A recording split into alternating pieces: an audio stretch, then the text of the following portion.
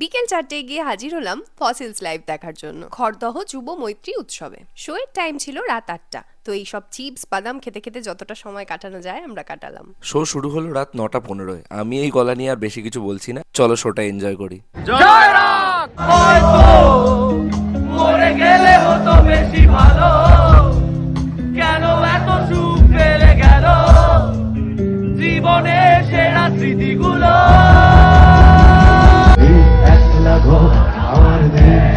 দেশবার যদি সুযোগ দিই তোমায়, তুমি বদলে যাবে তো। আরো একবার হাতটা ছুঁয়ে দেন, আরো আমাদের ইচ্ছে হলো যদি ছেড়ে যেতে বলে